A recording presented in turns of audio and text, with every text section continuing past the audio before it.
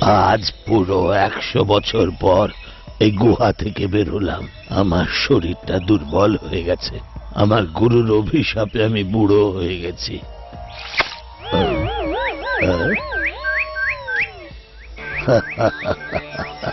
ভালো রে, যদি 100 বছর আগে তুই আমার গায়ে এমন করে নোংরা ফেলতিস, তাহলে তোকে ধরে আমি খেয়ে ফেলতাম।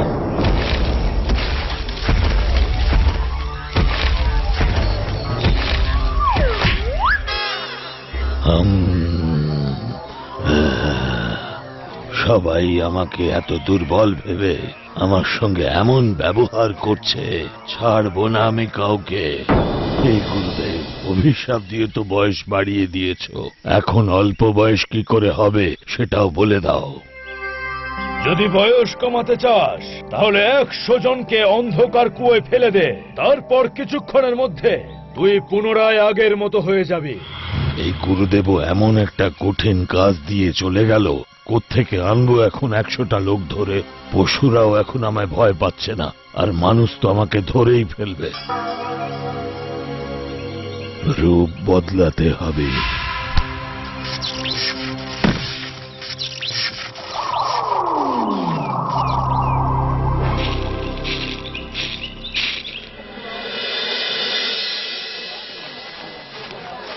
আমি শেষবারের মতো বলছি, চাষের জন্য সবাইকে একবার মাত্র জল দেয়া হবে। জলের সময় একটু বাড়ালে ভালো হতো প্রধান মশাই। প্রধান মশাই, কতদিন জল নিয়ে এরকম মারামারি করব আমরা? আমাদের সকলকে মিলে এই সমস্যার সমাধান করতেই হবে। আরে ভাই, করবে কি করে? নদীর জলের প্রবাহ এত ধীরে। টিউবওয়েল জলের পাম্প লাগাবো আমরা, যেটা কারেন্টে চলে সেটা। কোথা থেকে আসবে অত টাকা? আর গ্রামে তো একবার মাত্র কারেন্ট আসে। যদি গ্রামের সকলে অল্প অল্প করেও টাকা দেয় তাহলে হয়ে যাবে। কারেন্ট আসলেই জলের সমস্যা দূর হয়ে যাবে। বাবা, আমায় কেউ একটু সাহায্য করো, আমি খুব দুর্বল, ক্লান্ত হয়ে গেছি। আমায় বাড়ি থেকে সবাই বার করে দিয়েছে। তুমি আবার কোথা থেকে চলে এলে বাবা? কে আপনি? কি সাহায্য চান আপনি? বাবা, পরিবার আমায় বাড়ি থেকে বার করে দিয়েছে। অনেক দূরের গ্রাম থেকে আসছি, 10 দিন ধরে এইভাবেই ঘুরে বেড়াচ্ছি। দেখুন, আপনার খাবার দাবারের ব্যবস্থা করতে পারি, কিন্তু একসাথে রাখার ব্যাপারে আপনি একদম চিন্তা করবেন না, আপনি অবশ্যই সাহায্য পাবেন। বড় নিম গাছের নিচে যে ফাঁকা জায়গাটা রয়েছে না, ওখানেই আপনার জন্য একটা ঘর বানিয়ে দেব। আর খাবার দাবারের কথা সেটা আমরা সকলে মিলে দেখে নেব। প্রধান মশাই, হ্যাঁ, সেটাই খুব ভালো হবে।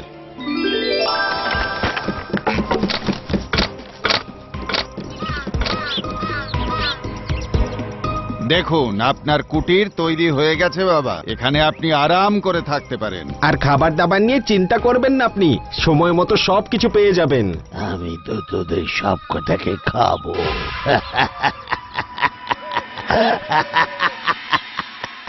আরে বাবা, কি ভাবছেন? ঘরে গিয়ে আরাম করুন, সকাল থেকে সন্ধে হয়ে গেল।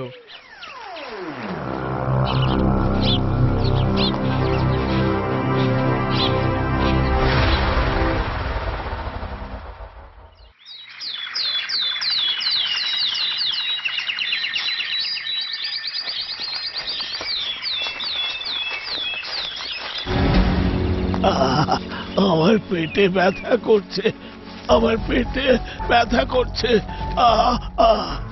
কি হয়েছে দাদু? বাবা, আমার এই কুটিরে আমার ওষুধ রাখা আছে, একটু জল সঙ্গে নিয়ে এসো। ডাইনি বুড়ির থলে, আয় আমার কোলে, হয়ে যাবি ছাগল, পড়ে যা টোলে। পেয়ে গেছি, পেয়ে গেছি, বয়স কমানোর রাস্তা আমি পেয়ে গেছি। পুরো গ্রামবাসীদের এইভাবে ছাগল বানিয়ে অন্ধকূপে ফেলে দেব। গ্রাম থেকে একটা লোক উধাও হয়ে গেছে। সারা গ্রাম খোঁজা হয়েছে, কিন্তু কোথাও তাকে পাওয়া যায়নি। ডুবুরিরা নদীতেও খুঁজে দেখেছে। আরে মোড়ল মশাই, স্ত্রীর অত্যাচারে কোথাও পালিয়ে গেল না তো? আরে মূর্খ, তার তো বিয়েই হয়নি। এভাবে তো কেউ উধাও হতে পারে না। নিশ্চয়ই ও গ্রামের বাইরে কোথাও চলে গেছে, গ্রাম ছেড়ে। হয়তো উনি কাউকে বলার প্রয়োজন মনে করেননি।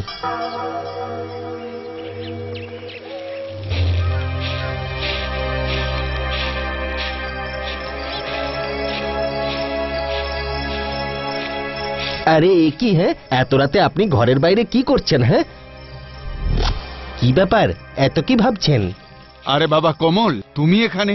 বাবা, আমি কুটিরে ফিরছিলাম। আপনি এত রাতে কোথায় ঘুরে বেড়াচ্ছেন বাবা? ওই খাবার খেয়ে একটু কুটির থেকে বেরিয়েছি। এত রাতে আপনার একা ঘোরা ভালো নয়, জঙ্গল থেকে বাঘ আসতে পারে। চলুন আপনি, আপনাকে এগিয়ে দিয়ে আসি। না না, আমি চলে যাব, তোমরা সাবধানে যাও। আপনি গ্রামের একজন বয়স্ক মানুষ, চলুন আপনাকে আমরা ছেড়ে আসছি। আরে তোকে আমি ওই অসহায় বুড়ো বানিয়ে দিতাম যদি তোকে একলা পেতাম।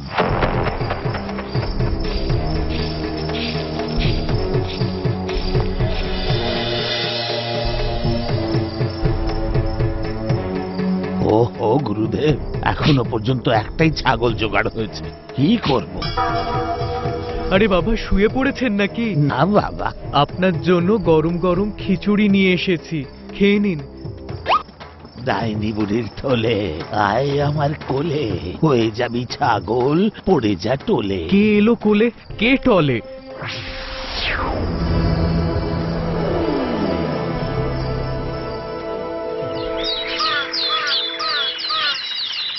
চক্রবর্তীকে তো কাল রাত থেকে কোথাও পাওয়া যাচ্ছে না। কাল রাতে বাবার বাড়িতে খিচুড়ি দিতে গেছিল, কে জানে তারপর থেকে কোথায় হারিয়ে গেল। আপনার কাছে কি চক্রবর্তী এসেছিল বাবা? হ্যাঁ বাবা, এসেছিল, কিন্তু খিচুড়ি দিয়েই জলদি চলে গেল। কিন্তু ও গেলটা কোথায়? বলছি বৌমা, চক্রবর্তী আবার অন্য কোনো ব্যাপারে জড়িয়ে পড়েনি তো? কেঁদো না বৌমা, আমরা চেষ্টা করছি ওকে খুঁজে বার করতে।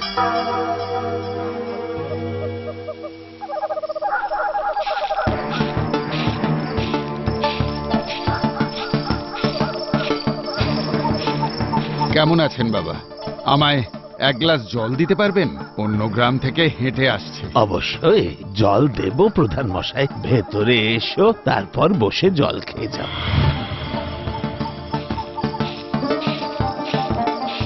ডাইনি বুড়ির থলে, আয় আমার কোলে, হয়ে যাবি ছাগল, পড়ে যা টোলে। কাকা, গ্রামের কত লোকজন উধাও হয়ে গেছে, কাল রাত থেকে তো প্রধান মশাইও উধাও দেখছি। জানি না কার নজর লেগেছে আমাদের গ্রামের উপর। বুঝতে পারছি না গ্রামকে কিভাবে সুরক্ষিত করব, কোথায় যাচ্ছে সকলে।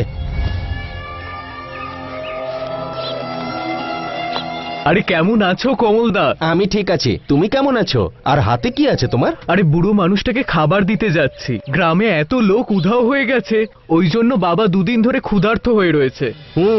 ঠিক আছে, চলো আমিও তোমার সঙ্গে যাই।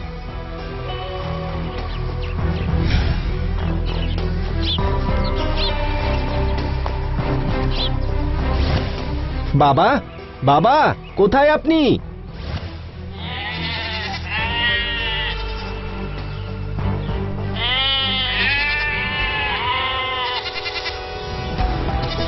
আরে বাবা, এতগুলো ছাগল কখন নিয়ে এলেন আপনি? কখনো জানতাম না আপনি ছাগলও পালন করেন। আসলে ওই ভেবেছি এগুলোকে বেচে আমার একলা সংসার একটু সুসর করব। এসো বাবা, কুটিরে এসো। খাবার এনেছিলাম আপনার জন্য। ঠিক আছে বাবা। আপনি খাবার খেয়ে নিন, আমি বাসন পরে নিয়ে যাব। যাই আমি। আমিও পরে আসবো বাবা।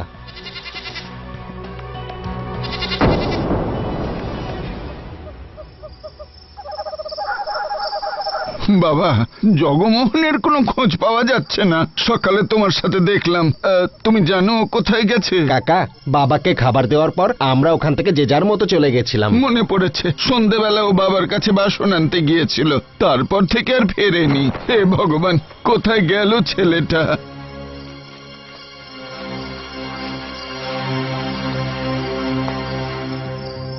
এই বাবা এই গ্রামে আসার পর থেকে কোনো কিছুই ঠিকঠাক হচ্ছে না, খোঁজ করতে হবে।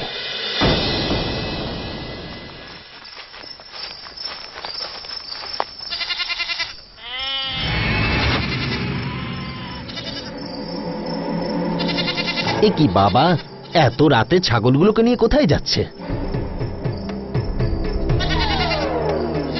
সময় হয়ে গেছে, এখন এই ছাগলগুলোকে আমি অন্ধকূপে ফেলবো, আর তারপর আমি আবার যুবক হয়ে যাব। চলো প্রধান, চক্রু, জগমোহন, বাকি গ্রামবাসীরা অন্ধকূপ থেকে কেউ বেঁচে ফিরে আসতে পারে না। তার মানে হচ্ছে ওই সব গ্রামবাসীদের ছাগল বানিয়ে দিয়েছে আর এখন তাদেরকে নিয়ে কুয়োর দিকে যাচ্ছে ও। ভয়ঙ্কর কিছু হওয়ার আগে সবাইকে গিয়ে খবর দিই।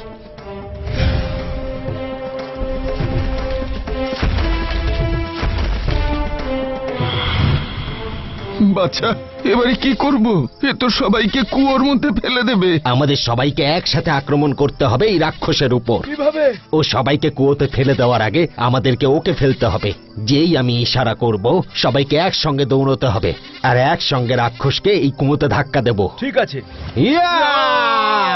ইয়া!